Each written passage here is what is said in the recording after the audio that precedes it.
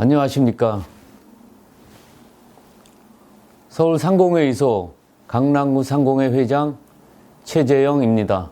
코로나19로 매번 실시되었던 시호 아카데미 과정도 정부 시책에 따라 취소되었습니다.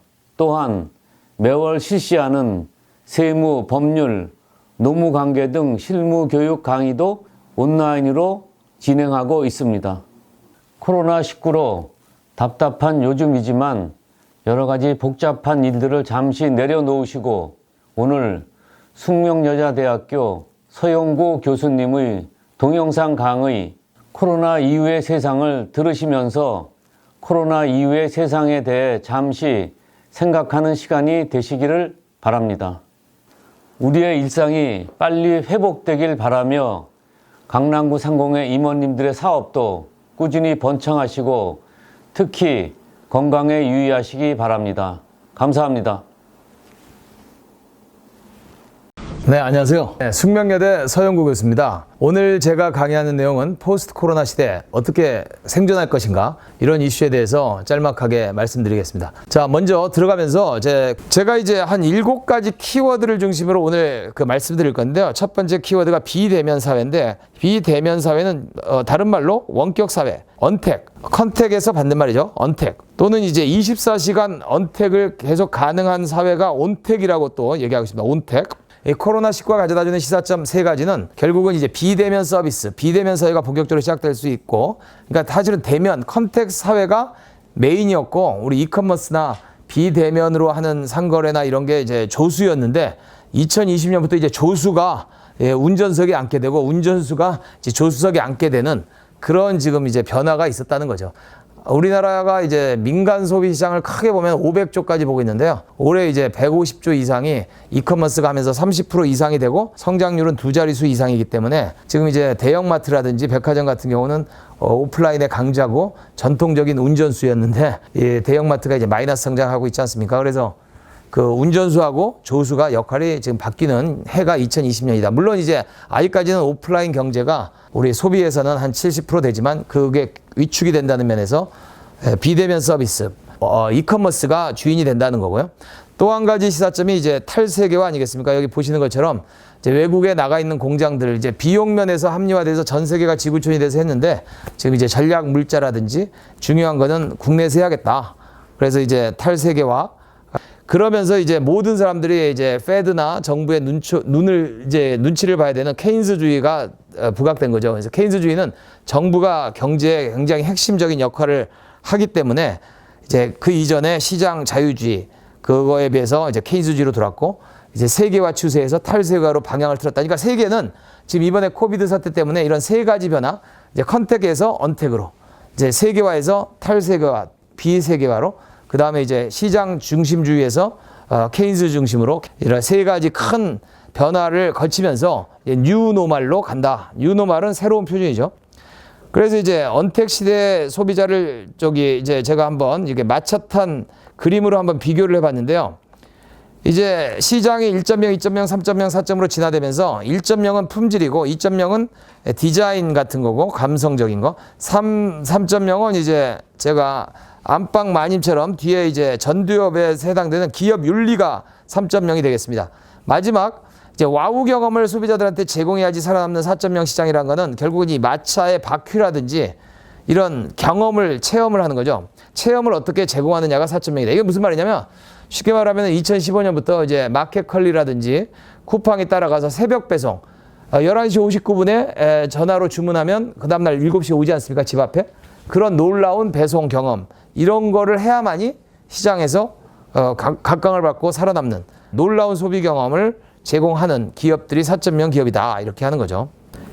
이제는 컨택 세대에서 언택 세대로 이게 뭐 우리 세대의 헤게모니가 넘어갔다. 소비가 이제는 베이비 부머나 X세대가 주로 소비의 주력층에서 이제는 밀레니얼 세대에 넘어갔다 그러는데 미국에서는 이미 밀레니얼 세대한테 완전히 넘어갔다고 뭐 공식적으로 얘기하고 있고요. 왜냐하면 밀레니얼 세대 수가 워낙 많고 그러기 때문에 미국은. 근데 한국은 거꾸로 아직도 베이비 부머와 X세대 수가 상당히 많은데 이번 2020년을 중심으로 이 베이비 부머가 이제 상당히 64년 출생자까지이기 때문에 아무래도 이 스마트폰 사용 같은 게 익숙지 않고 원활하지 않기 때문에 아직도 뭐 라이브 커머스라든지 뭐 이런 스마트폰을 활용한 앱 경제에 완전히 편입되지 않았거든요.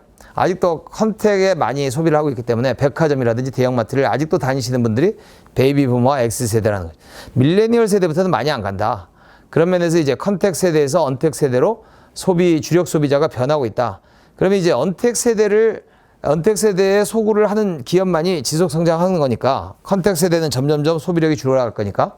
그래서 언택 세대의 특성을 제가 이제 세 가지로, 특히 언택 중에서도 95년 이후에 출생한 밀레니얼 Z세대를 우리가 주목해 볼 필요가 있는데, 밀레니얼 Z세대는 굉장히 소소한 평범한 거를 추구하면서 그 다양한 삶에서 다양한 삶을 만나는 걸 추구하기 때문에 뭐 부캐라고 여러분 아시는 것처럼 세대가 있는 6시부터 자기 시간이래. 자기 개인의 시간에는 자기는 뭐 사진 작가라든지 뭐 오토바이 라이더라든지 뭐 이렇게 되는. 그래서 이제 인스타그래머블 이제 잘 찍히는 게 굉장히 중요하잖아요. 인스타그래머블에 자기의 어떤 자기의 개성과 자아 실현을 또 사이버상에서 하고 있기 때문에, 그래서 디지털 디톡스 제가 써놔봤는데 이런 분들한테 필요한 것들이. 그래서 여하튼 컨택에서 언택으로 세상이 변하면서 언택 세대의 밀레니얼 소비자와 밀레니얼 Z세대에 맞는 그런 비즈니스로 여러분들이 어떻게 전환할 수 있느냐가 디지털 트랜스포메이션이다. 이렇게 우리가 얘기할 수 있겠습니다. 재택근무라고 하는 게 원래 이론적으로 가능한 얘기였는데 이 집콕 경제라고 하는 말들이 나오고 있습니다. 그래서 재택에서 근무하면서 웨비나라든지 이런 걸로 회의를 하고 우리가 이제 다 카톡으로 업무를 하기 때문에 이게 많은 변화가 있을 것이다라는 거고요. 스테이케이션이라는 거, 일하는 것뿐만 아니라 스테이케이션이라는 새로운 컨셉은 집에 머무르면서 휴가를 가는데, 해외 휴가도 가긴 가는데 랜선 여행을 간다.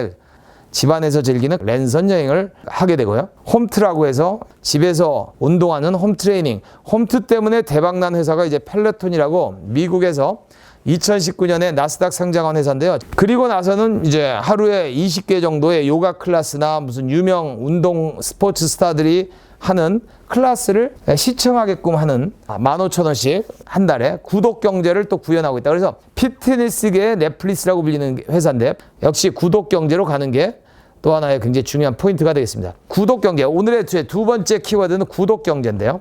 펠레톤 사례에서 보는 것처럼 단순하게 하드웨어를 일시에 판매해가지고는 이제는 승부가 안 나고 매달 구독료를 받는 그런 모델로 가고 있습니다. 세상이. 구독 경제 창시자라고 불리고 있는 사람이 있는데요. TN 추어라고. 이분은 이제 주오라라고 하는 이 결제 시스템, 온라인 결제 시스템의 회사를 만들어가지고 구독 경제가 크면 클수록 자기도 돈 버는 그런 구조를 만들었는데, 이분이 쓴 책이 이제 구독과 좋아요의 경제학이라고 하는 책 번역이 돼가지고 나와 있습니다. 그래서 구독 비즈니스는 사실은 우리가 우유나 신문을 옛날부터 배달받는 것처럼 오래된 말인데, 우리가 2020년에 얘기하는 구독 경제라고 하는 거는 그렇게 단순하게 배달을 받는 게 아니라 우리가 고객이 중심이 되는 거거든요. 이게 다시 한번, 그러니까 우유를 배달해도 우리가 회사 입장에서는 A라는 고객이 우유를 얼마나 마셨는지까지를 아는 거죠. 그 데이터가 있을 때 구독 경제가 구현되는 거예요. 그래서 단순하게 상품을 받아보는 경제가 아니고요. 이제 데이터를 가공해서 맞춤식으로 하얀 우유를 많이 마시는 분들한테는 하얀 우유를 계속 추천해드리고, 우리가 바나나 우유만 마시는 분들은 노란 우유를 추천해 주는 거죠. 맞춤식으로 가는 겁니다. 제품이 있으면은 다양한 채널을 통해서 뭐 세일즈맨이나 TV 홈쇼핑, 백화점, 편의점 이런 다양한 채널을 통해서 물건을 밀어내기 식으로 소비자들한테 갔던 그런 모델이라면, 구독 비즈니스는 소비자가 자기가 앱을 통해서 정기 구독을 하는 거예요, 제품을. 그래서 구독 비즈니스의 모델은 핵심이 고객이다. 고객의 취향이. 그래서 지금 이제 쉽게 말하면 한 사람의 10개의 캐릭터가 있잖아요. 한 사람이 6시까지만 삼성전자 직장인이고 6시부터는 예를 들어서 화가일 수도 있고요. 주말에는 예를 들어서 자전거 라이더로서 그런 여러 가지 3가지 캐릭터가 있기 때문에 그런 캐릭터들을 찾아서 1인 다색의 그런 어떤 그런 이분이 A라는 고객이 3가지의 아이디를 가지고 있다는 것까지 파악이 될 정도로 지금 이제 진도가 나간다. 이렇게 일단 보시면 되고요. 이 구독 경제는 비즈니스 뭐 유형이 무제한으로 구독할 수 있는 넷플릭스 같은 경우는 9,900원 여러분이 한 달에 구독료를 내면 영화를 뭐 하루 종일 보거나 뭐 1시간 보나 마음대로 보는 거잖아요. MS 오피스를 뭐 24시간 사용할 수도 있는 거죠. 정기 배송용은 꽃배달이라든지 도시락이라든지 생필품 같은 경우에 정해진 수량만 정해진 기간에 배송하는 게 정기 배송이고요. 렌탈형은 이제 정해진 시간에 현대 셀렉션 같은 사례는 이제 한 달에 한 번씩 차를 바꿔준다는 겁니다. 그래서 구독경제의 세 가지 사례 모델이 있고요. 이제 지금 이제 구독경제형 이런 구독자를 이게 모객하는 이런 기업들이 그렇지 않은 옛날 비즈니스 모델에 있는 회사들보다 판매 지수가 뭐 9배가 높고 회사 주가도 많이 올라간다라고 하는 게 지금 미국에서 얘기하는 구독경제 모델이고요. 특히 이제 구독경제가 앞으로 성장할 걸로 제가 보는 이유는 밀레니얼 세대가 구독경제에 잘 맞는다는 거죠. 베이비 부머는 소유욕이 있어가지고 그리고 경제력도 있고 그래서 뭐 지금 최근에 이제 집값도 너무 많이 오르고 한국에서도 집이나 차를 사기가 힘들어졌거든요. 차도 뭐 너무 비싸가지고 그렇게 가처분 소득이 많지 않기 때문에 그 대신에 또 브랜드에 대한 인지도나 선호도는 굉장히 전 세대에 비해서 높거든요. 그러니까 소비 욕망은 높은데 소득은 없으니까 어떻게 되겠어요? 구독을 하면서 그런 어떤 소비 욕망을 실현하는 그런 세대가 밀레니얼 세대고 그런 면에서 언택 소비와 더불어서 구독 경제가 성장할 거다. 이렇게 밀레니얼 세대를 중심으로 구독을 시키면 된다.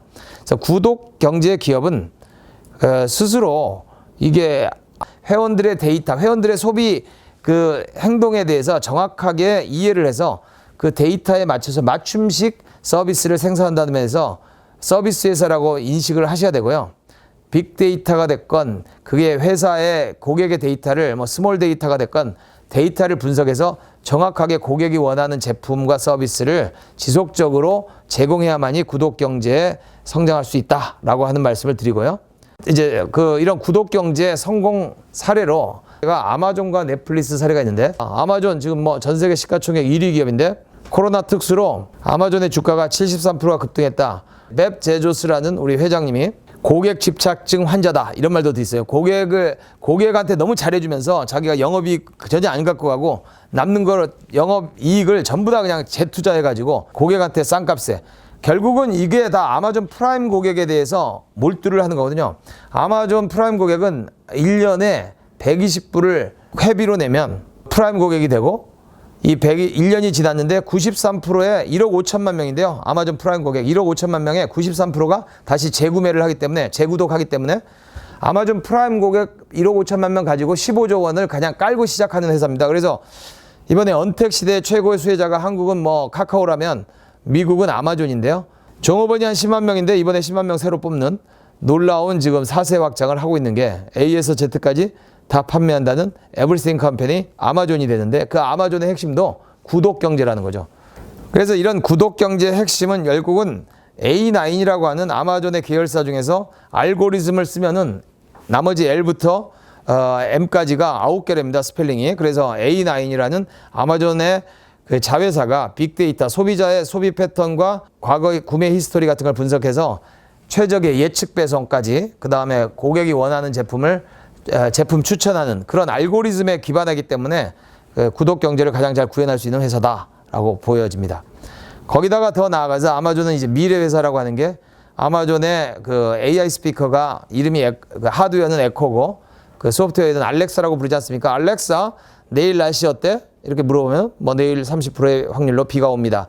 그러면 뭐 내 비옷이 없으니까 비옷 하나 사야겠다. 좋은 거 추천해줘. 그러면 옷을 한 3벌 비옷 같은 거 3개 입혀보고요. 가짜로 매직 미러로. 그리고서 이제 1번이 가장 적합합니다. 그러면 75% 맞다고 아예 표시가 돼 있더라고요. 그러면 75% 제일 적합한 게 1번을 주문해줘 라고 말로 하는 보이스 쇼핑을 이미 하고 있어요. 그래서 우리 쇼핑의 미래는 보이스 쇼핑인데 아마존이 이미 알렉사하고 대화하면서 하고 있다는 거죠. 넷플릭스 사례는 더 기가 막히기도 하지만 원래 이제 동영상 우리 CD를 빌려주던 오프라인 회사가 지금 이제 전 세계 어떻게 보면은 구독 경제의 창시 기업으로 지금 추앙받고 있는데요. 넷플릭스 구독하시는 분들은 9,900원 한 달에 내면 영화를 무제한으로 보고 여러분들이 보신 영화를 끝까지 본 영화를 다 계산을 해가지고 여러분들이 SF 영화를 좋아하는지 액션 영화를 좋아하는지를 알아서 새로운 유사 컨텐츠가 있으면 추천해주고 여러분들이 끝까지 50% 받는지 90% 받는지 거기에 맞춰서 여러분보다 여러분의 취향을 더 잘 저격하기 때문에 넷플릭스 구독 경제의 대명사가 되겠습니다.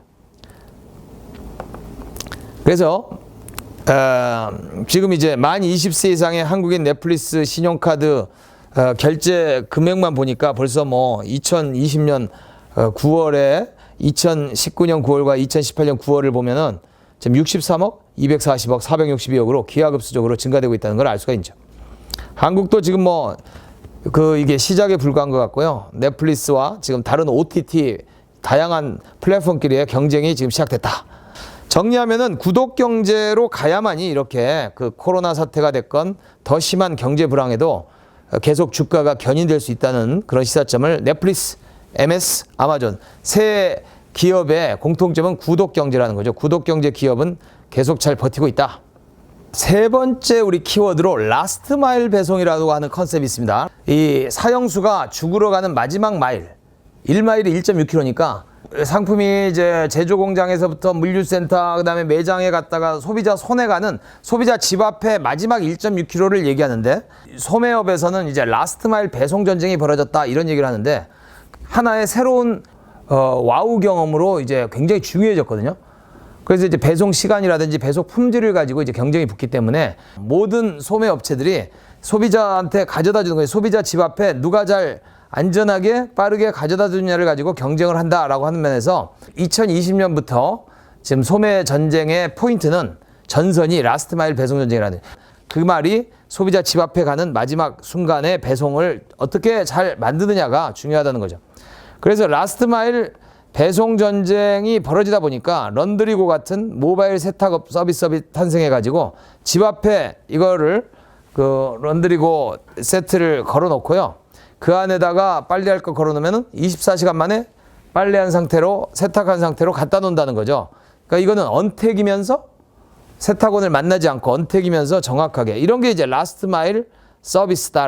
미국의 월마트가 우리 아마존의 성장에도 불구하고 버티고 있는 이유가 이제 이런 홈인 딜리버리라는 새로운 서비스를 만들어서 월마트에서는 온라인으로 주문한 물건을 주문받아서 아예 집 안에 들어와서 냉장고 안에 넣어주는 놀라운 서비스인데요.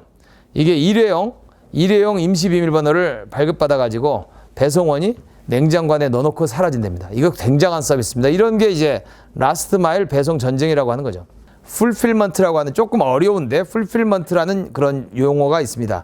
이제 모든 물류업이 풀필먼트업으로 진화하고 있다 이런 얘기를 하고 있습니다. 그게 무슨 말이냐면 2006년에 아마존이 풀필먼트 사업을 하겠다 이런 얘기를 했어요. 그래서 무슨 말이냐면 아마존이 이게 물류업체냐 소매업체냐 IT 업체냐 전부를 해당하는 거죠. 아직 지금 옛날의 전통적인 소매업이 아닙니다. 2006년에 아마존이 아마존 풀필먼트 바이 아마존이라고 하는 서비스를 만들어서요. 지금 우리나라도 지금 이번에 네이버하고 CJ 대한통운이 이제 주식을 맞교환해 가지고 네이버가 CJ 대한통운의 2대 주주가 되면서 풀필먼트를 하겠다라고 하는데 그러면 이제 네이버의 그 셀러로 가입한 회사들이 사자 물류라고도 하는데요. 사자 물류. 쉽게 말해서 네이버에 셀러로 가입한 업체가 CJ 대한통운에다가 모든 걸 맡기는 거예요. 그래서 고객의 주문에서부터 피킹, 패킹, 그 다음에 환불, 교환까지 하는 모든 프로세스를 대신해 주는 거죠. 우리 셀러를 대신해서. 셀러 입장에서는 굉장히 괜찮은, 우리 우수한 상품만 있으면 나머지 모든 걸 나머지 걸 알아서 주문에서부터 배송까지 다 책임져 주기 때문에 물론 피를 내야겠죠. 그래서 풀필먼트 산업은 CJ 대한통운의 이 풀필먼트를 지금 이제 그림으로 갖고 와봤는데요.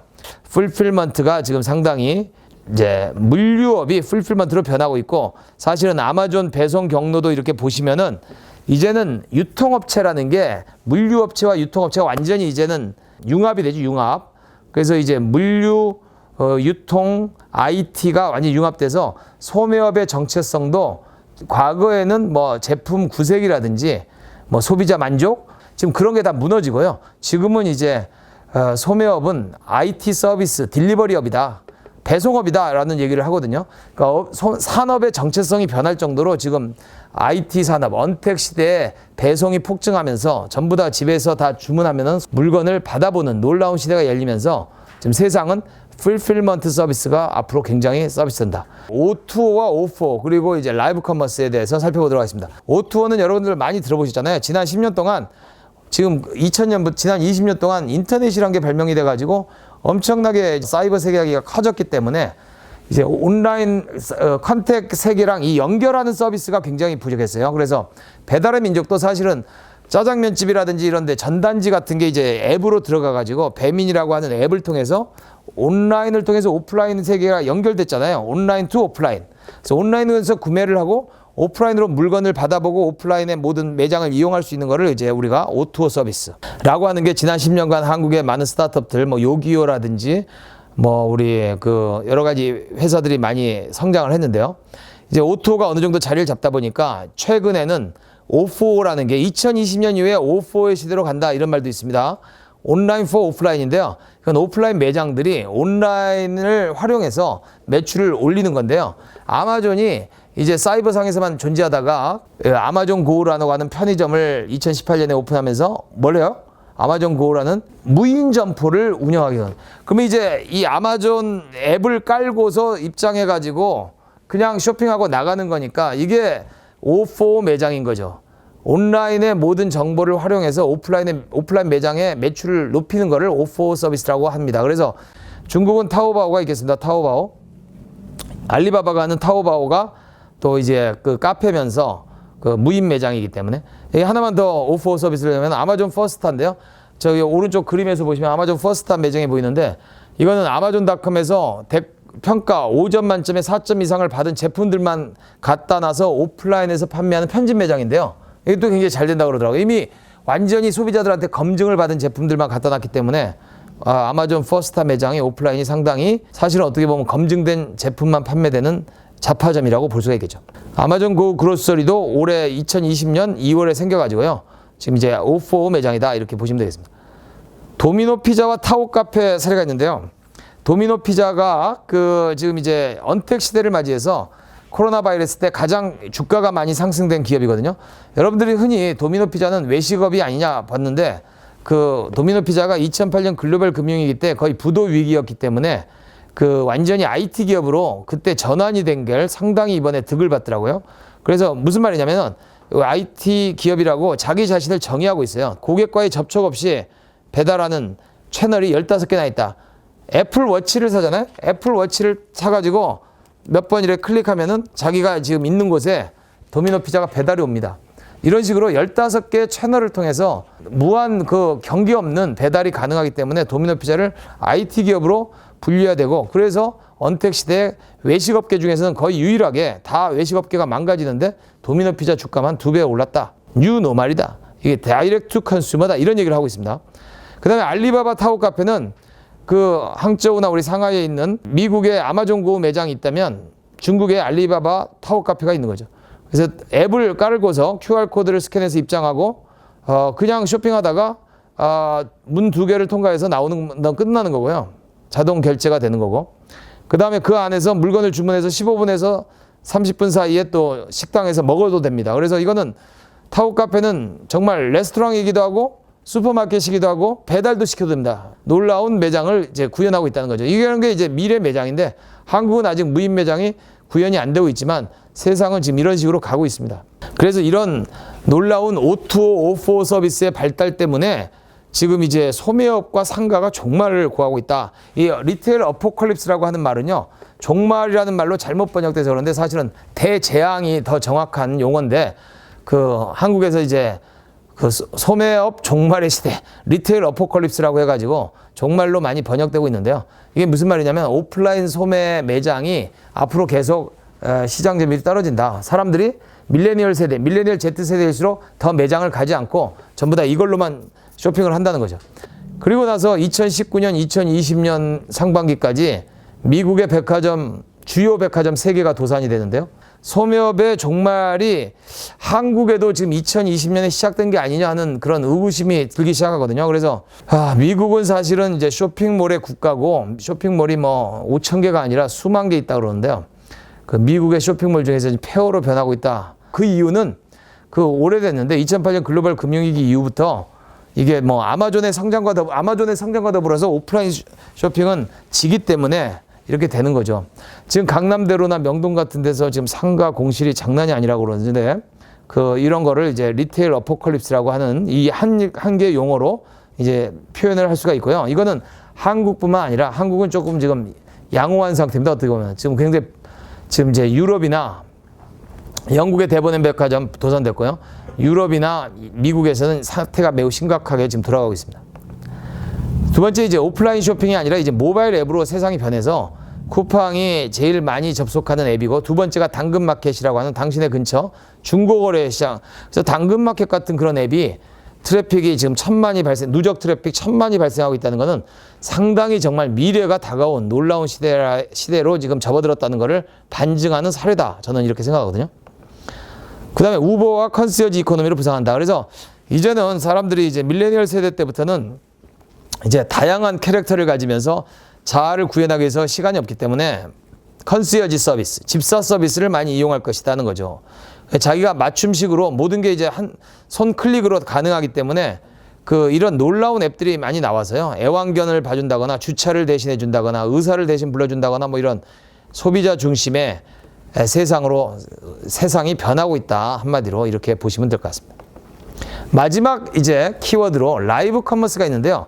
이 라이브 커머스라고 하는 이 용어는 라이브 스트리밍하고 이커머스가 또 만나가지고 새로 만들어진 신조어입니다. 라이브 커머스. 이게 2015년부터 이미 5년 전부터 중국에서 난리가 났습니다. 그래서 라이브 커머스 시장이 중국에서는 이미 10조 원 정도가 아니라 수십조 원 정도로 지금 커졌다.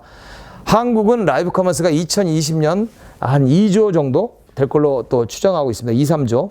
근데 이제 10조 이상 되면은 산업이라고 하거든요. 그래서 TV 홈쇼핑이 10조까지 시장 규모가 되는데 20년이 걸렸는데 라이브 커머스는 아마 2년이면 되지 않을까? 2, 3년이면 저는 그렇게 보고 있고요. 아마 내년, 내후년 되면 라이브 커머스도 10조 이상의 시장이 형성된다. 라이브 커머스가 어떤 장점이냐 제가 생각해 봤는데요. 결국은 가장 중요한 장점은 우리가 유튜브에서 실시간 서로 질문하는 것처럼 긴밀한 쌍방향 소통이 가능하잖아요. 라이브 커머스에서 제가 이제 샵마로 이렇게 제 양복을 판다 그러면은 이렇게 한번 열어보세요. 그러면 열어보는 거죠. 뭐 안에 감은 어때요? 만져보세요. 뭐 느낌을 얘기해요. 서로 간에 쌍방향으로 소통이 가능하다는 게 굉장한 매력이고요. TV 홈쇼핑은 그게 안 되잖아요. 일방적으로 그냥 쇼핑 호스트가 하는 얘기를 우리가 듣고 믿어야 되는데 우리는 직접 질문이 가능하고 그 다음에 이제 라이브 커머스도 요새 뭐 딱 이제 원클릭으로 그냥 또 물건이 집으로 날라오기 때문에 이 5G 시대에 즉시성 그 다음에 다이렉트 컨슈머이기 때문에 사실은 업체들한테도 매우 이득이다. 이게 매장도 필요 없고 자기 회사 내부에서 스튜디오도 필요 없어 사실요. 그냥 뭐 스마트폰으로 찍어서 그냥 물론 이제 인플루엔서 광희 같은 사람이 나타나서 여러분들한테 이제 물건을 하면은 할인왕, 내고왕 약간 신뢰성이 요새 많이 생기고 있는데 그런 인플루엔서가 근데 이제 라이브 커머스의 주 고객은 10대, 20대입니다. 현재는. 그래서 그게 이제 30대 이상까지 번지면은 10조 이상 되겠죠. 시장 규모가. 그래서 다이렉트 컨슈머로 수수료 없는 판매자들이 있기 때문에 그래서 판매자와 소비자의 어떤 궁합이 서로 간에 굉장히 이득이 된다. 시간 절약되고 재미있고 서로 쌍방향 소통되는 재미있고 유익한 가격도 뭐 라이브 커머스 싸겠죠. 다른 어떤 오프라인 매장보다. 그래서 이런 소비자 편익을 제공해 주기 때문에 앞으로 성장을 지금 2조에서 10조가 되는데 저는 2, 3년도 걸리지 않는다라고 보는 겁니다. 한국에서는요. 2020년에 지금 이제 시작됐고 지금 사실은 쿠팡, 네이버, 카카오, 뭐 그립이라는 라이브 커머스의 전문 업체도 있는데 전문 플랫폼도 있지만 지금 사실은 미국의 그 아마존까지 가세하면서 사실은 라이브 커머스 전쟁이 지금 벌어지고 있습니다. 중국은 이미 전 세계 최고의 라이브 커머스 선진국으로 돼가지고 지금 860조 정도 되는 중국의 이커머스 전체 시장의 한 10% 가까이를 지금 차지하고 있다. 대단하죠? 대단합니다. 그래서 지금 이제 그 위안화로 지금 표시되어 있는데 한화로는 거의 지금 이제 그 90조 가까이 되는 거네요. 2020년에 90조 정도가 라이브 커머스에서 매출이 나온다는 거는 지금 생각하기 굉장한 라이브 커머스의 위력을 우리가 느낄 수가 있습니다. 구찌 같은 명품 회사가 그 지금 스니커즈를 구찌 스니커즈 이거 상당히 비싼 아이템이지만은 증강현실을 통해서 소비자들한테 전 세계 77억 인구 중에 유일하게 하나밖에 없는 구찌 스니커즈를 두이디어셀프로 맞출 수가 있고요. 그거를 또 앱을 통해서 자기가 한번 신어보고 주문할 수가 있다. 이런 거는 이제 라이브 커머스를 통해서 소비자와 생산자가 공동 창조한다. 코크리에이션이다. 이런 칭찬을 들으면서 이런 찬사를 들으면서 구찌도 라이브 커머스 시장에 뛰어들었고요. 티파니도 중국에서 사례지만 415만 원짜리 티파니의 그 다이아몬드 목걸이를 300개를 순식간에 완판하는 그런 성과가 있었기 때문에 굉장히 비싼 아이템에서 라이브 커머스가 또 이루어지는 그런 특성을 요새 보여주고 있고요. 아마존도 정말 뭐 전 세계 부러울 게 없는 회사인데 지금 뭐 식품이면 식품, 신선식품, 그 다음에 모든 공산품을 다 팔고 있지만 명품에서 좀 취약한 면이 있었는데 그 명품을 라이브 커머스로 또 보충을 하면서 라이브 커머스 명품 매장을 라이브 커머스 채널을 통해서 또 아마존이 명품을 실제 실시간으로 판매하는 그런 지금 경지에 도달하고 있다는 거죠. 결국은 이제 라이브 커머스까지 제가 맞춰서 오늘 이 비대면 세계로 가는데 구독 경제가 앞으로 성장을 하고요. 라스트 마일 배송이라고 하는 유통 물류가 통합이 되면서 놀라운 지금 이제 세상의 경쟁이 이제 라스트 마일 배송 경쟁으로 변하고 있고 물류 회사들은 풀필먼트 서비스 회사로 변하고 있고 이제 온라인과 오프라인의 세계가 융합이 되면서 O2O4 서비스 더 나아가서는 이제 직접 판매자가 소비자들을 불특정 다수의 소비자들을 라이브 커머스로 직접 실시간 대화를 하면서 상품을 파는 놀라운 서비스가 만들어지면서 세상은 지금 이제 21세기 무인 점포, 비대면 이런 세계로 접어들고 있다는 겁니다. 지금 이렇게 미래에 대해서 지금 한 7가지 키워드를 가지고요. 포스트 코로나 시대 생존 전략을 강의를 했는데요.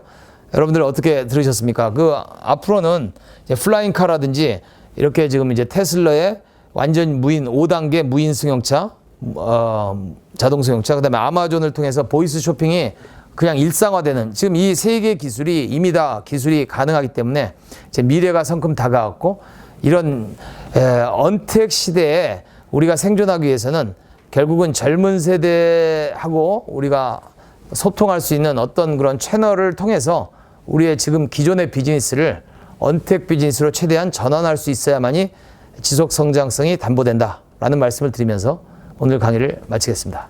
경청해 주셔서 감사합니다.